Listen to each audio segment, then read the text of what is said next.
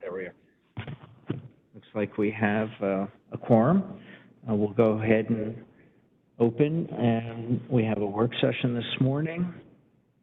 Please go ahead and take it away.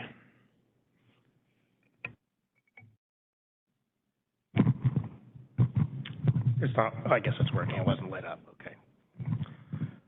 All right. Good morning, Council. My name is Matt Jones, and I'm the chair of the Clark County Clean Water Commission. I'm here with my colleague, Bob Trost, who is the current vice chair this year, and I would like to thank him for cutting a trip short out of state and coming up to present with me today. That shows true dedication, I think. So thank you, Bob. We're here presenting our 2022 annual report. First, I'd like to state the obvious, that it's almost September, and we're presenting a report from last year. I'm not sure what the issue is, but I do apologize for it being so tardy.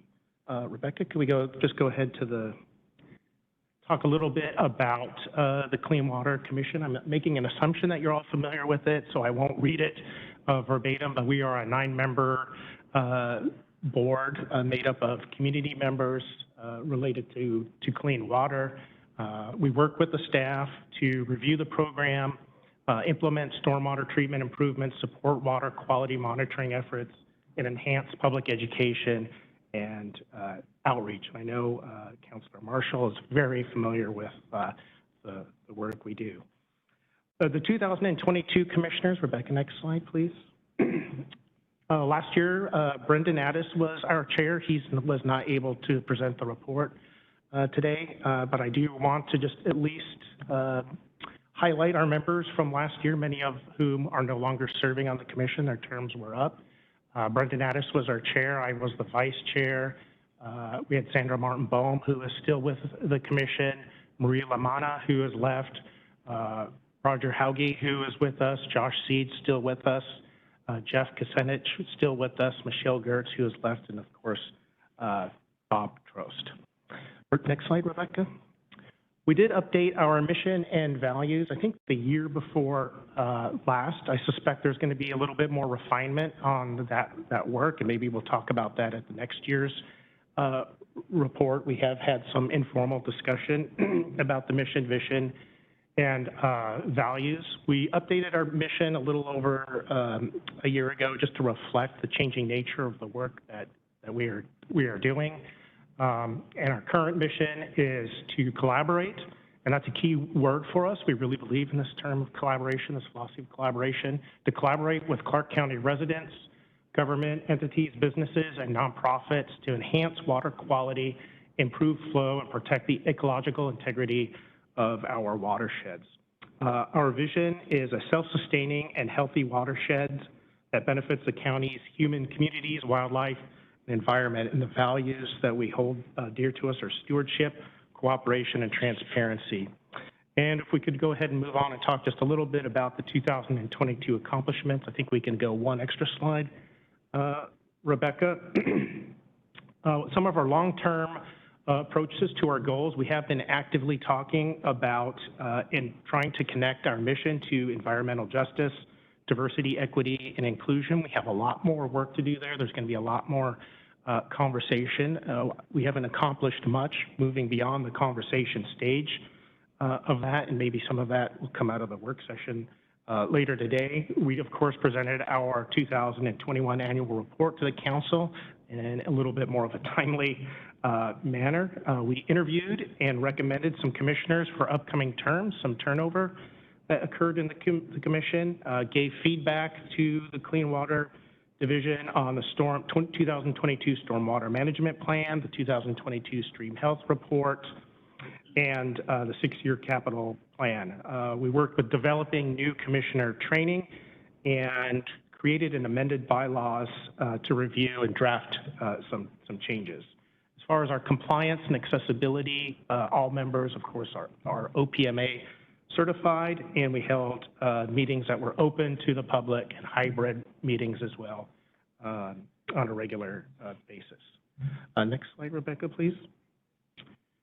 As of last year, we did have several working groups. So we developed the annual mission and goals action plan as part of the, part of the partnership working group. We assessed and identified opportunities to work with county engagement staff, potential partner organizations on local projects, and we also attended later in the year the Stormwater Partners annual meeting in Camas. Next slide, Rebecca, please. Our education and outreach working group last year attended neighborhood associations of Clark County meetings when permitted. They developed new commissioner training materials presented to help alleviate the steep learning curve. That's probably one significant issue we had. Bob can certainly attest to this as new members come on. There is a steep learning curve, and we wanted to onboard them quickly and help them understand the mission and vision to assist them to be great collaborators from the beginning. And we continued compiling a history of the Clean Water Commission, which is still, quite honestly, a work in progress. Next slide, Rebecca, please. Our research working group developed a new guiding plan to evaluate research projects that relate to water quality and stormwater. Another significant project where we spent a lot of time, and here's where I wish Brendan Addis, our chair from last year, could talk a little bit more about this because he spearheaded this initiative, was to look at creek naming efforts to ensure that our current creek names reflected appropriately, that they were respectful of the community as a whole. And specifically, we worked on current creek names of China Ditch and Shanghai Creek in Clark County, and we worked with a diverse group of Chinese American communities on the best and most respectful approach for addressing those historical and cultural issues. Part of that was meeting with the Historical Preservation Commission to align those goals.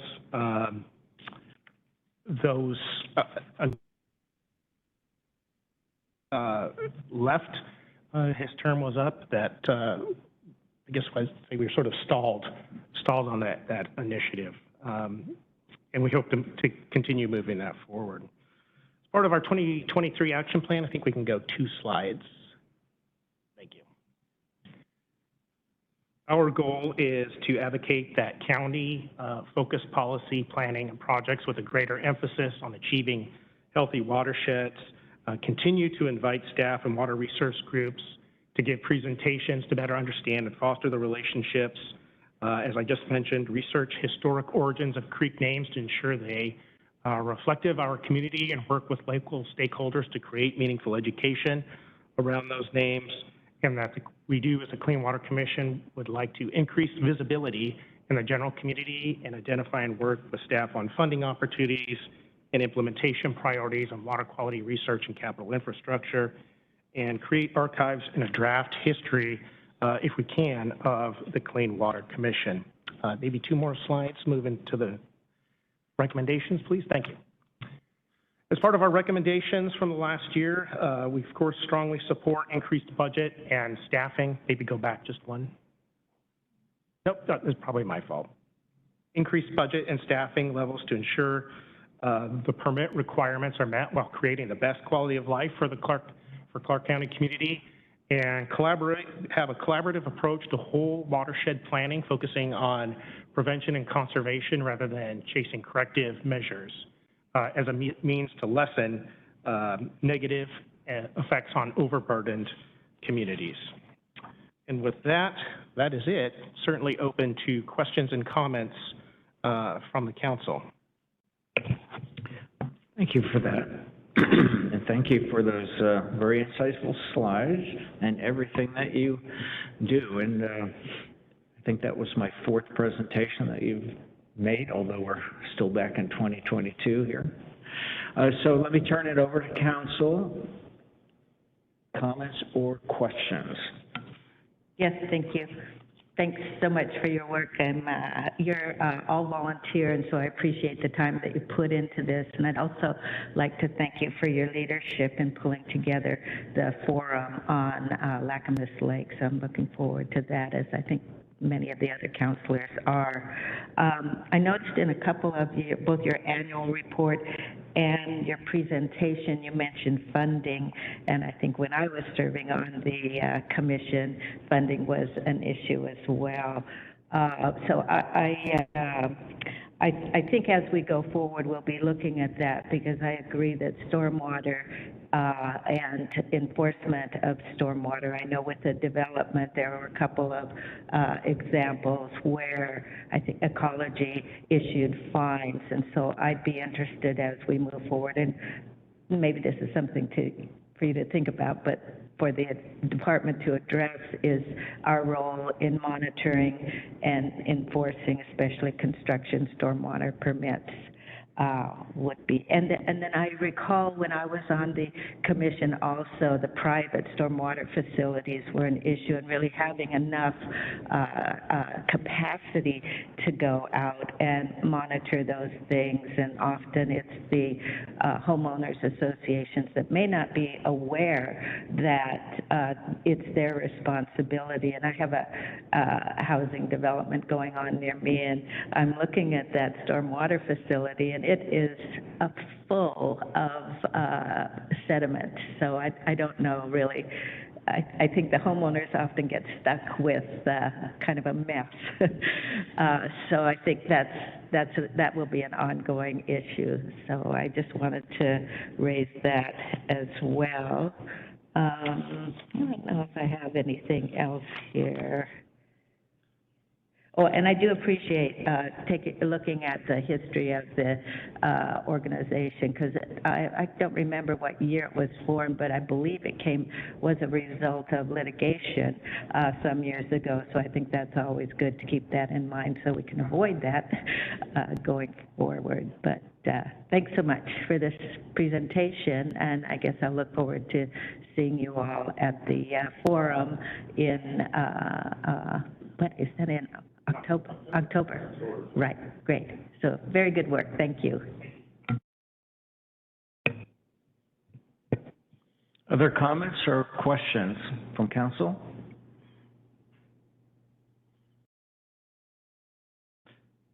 And we do, I see Michelle, and Glenn, are you on as well? Yes, I am. Okay, super. All right, well, I just wanted to make sure I paused to make sure I gave time for question and comment. So I'm going to fill the void a little bit and get on the soapbox for a bit, and then ask a question that's somewhat sensitive, and going back to Lacamas Lake, which most of the staff have heard me talking about that for every year that I've been here. So the first soapbox issue is this. You know, in the military, we, and this is going back 30 plus years, you know, we always look at strategic national threats, global threats. One of them way back when was a little bullet on the slide about terrorism.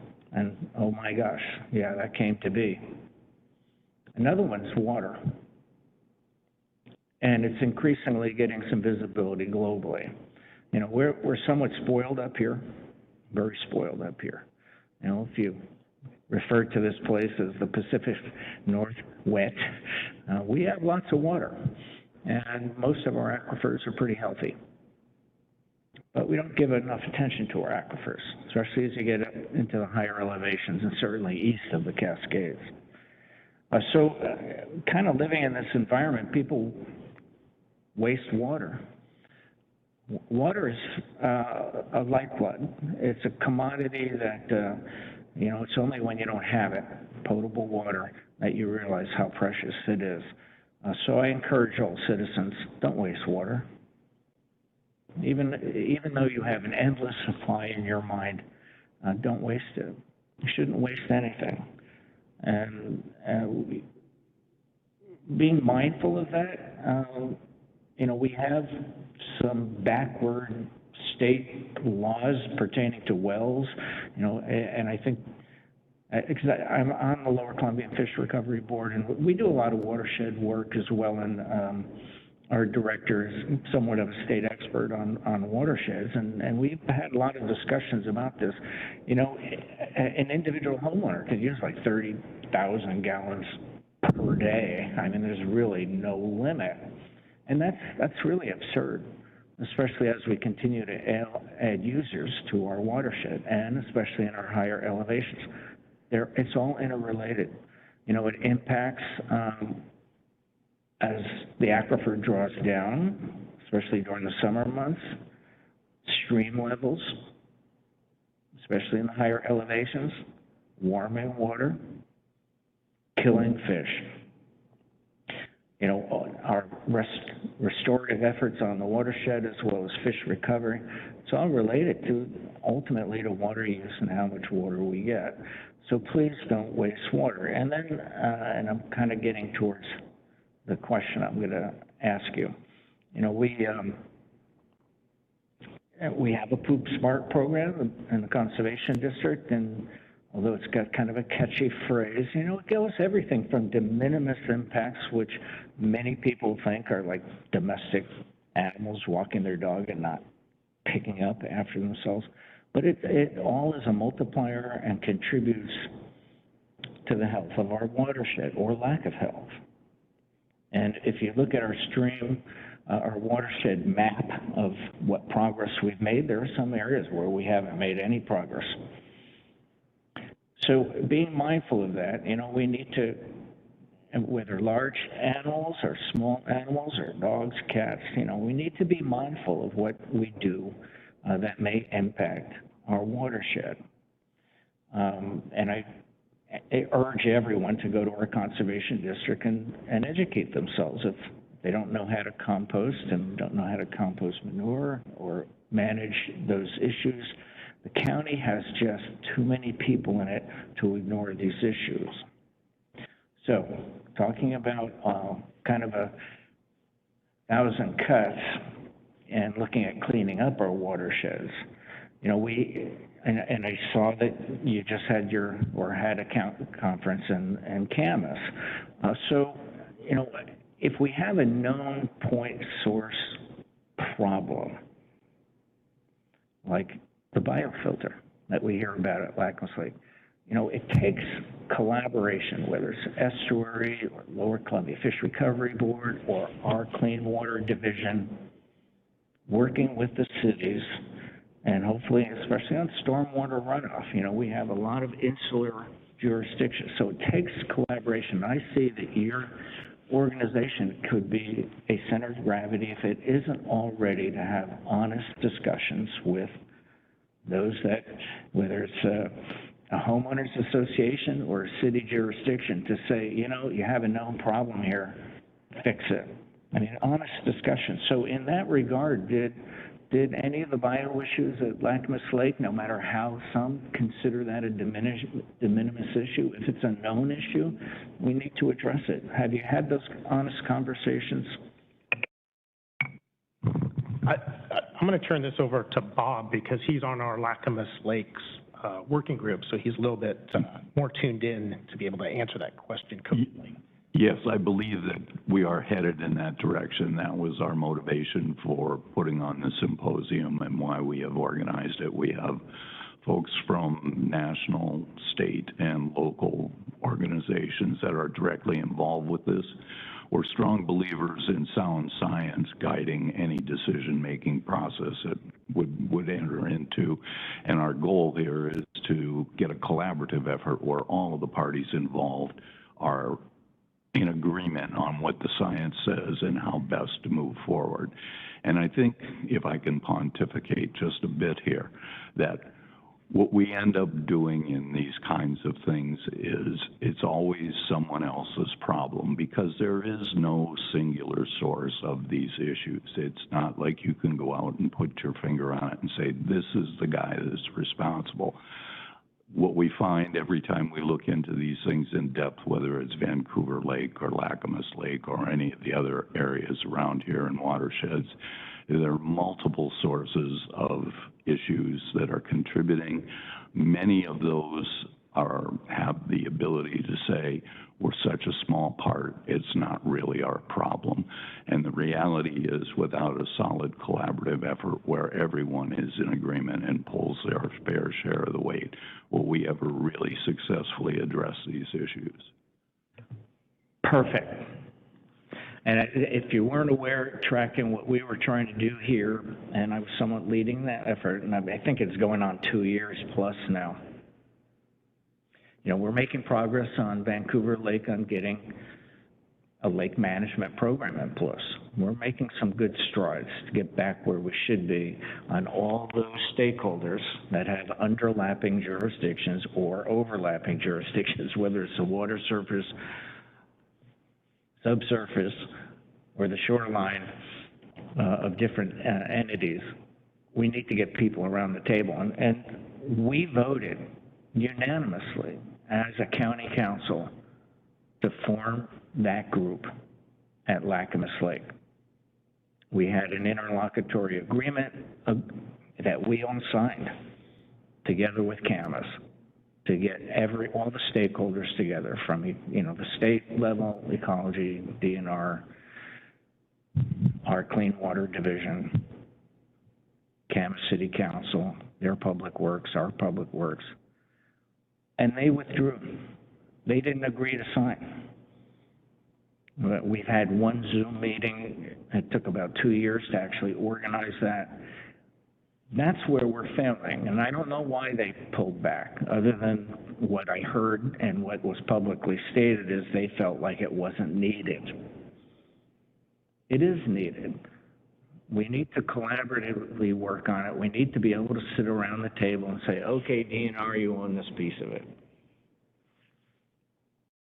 Ecology, you own this piece of it. Clean Water, you own this piece of it. And look around the table and say, well, how do we work together to fix it? That's what we're striving for at Vancouver Lake, and hopefully we'll get some, and it's a political issue now. I mean, it's an election issue. Some candidates in Camas are running on that lake issue. I think that's important because there are solutions out there if we all work together, not just to keep working on it, but to actually say, what's the goal? Less algae blooms, water clarity, healthier environment for our aquatic life, a healthy environment for our kids that are in the lake engulfing the water that may be poisonous because of algae blooms. So we need to state objectives and then take actual steps to achieve them, not just continually test, not continually study, but the studies that were done in Lacamas Lake in the 60s pointed out the same problems that we're still seeing today. So we need to set goals and objectives that we can achieve and measurable success towards those working together. So I encourage you to do whatever you can from your point of view to, don't let people off the hook. Work together. Anyway, so I'm glad you said that. So don't let people off the hook. I'll take that as permission. Just to reiterate that as we're moving forward, we are really trying to focus, and maybe this is more of a conversation for after this for the working group, but I'll at least state it since you mentioned it, is really looking to be collaborators and facilitators to address these complex issues. And we have a great group of individuals that are all volunteers, Councilor Marshall mentioned, that are highly dedicated, and specifically for Lacamas, have to call out Roger Hauge, who has really been taking this. And we have other members who are very passionate about Vancouver Lake. I mean, everybody has their passion, but the one thing that we share, of course, are our love for healthy watersheds, and recognizing that although relatively we might be in better shape than others, we're in the danger zone, and there's still a lot of work to do. super. So last comments? Yes, you're pontificating, as you put it, inspired me. So I think coming up there could be some opportunities that maybe the commission could consider. We're going into comp plan update. Our charge is now to address climate change within the comprehensive plan. So there may be some opportunities we welcome your advice in that realm.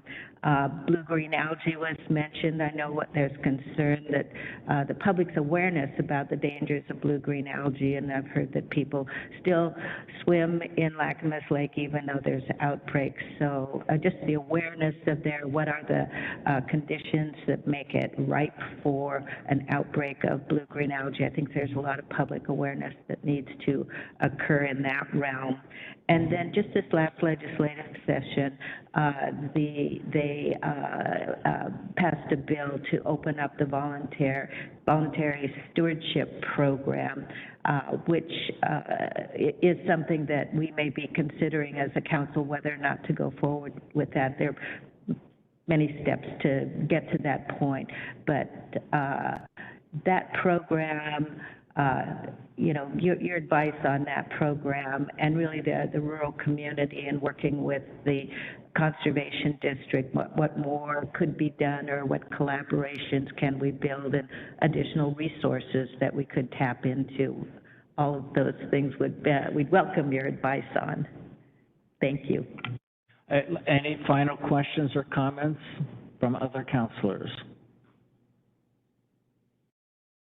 Hearing none, thank you so much for the update. Keep doing what you're doing, and we look forward to the symposium coming up. Thank you. And we only have the one work session, correct? Okay. Are we able to roll right into council time?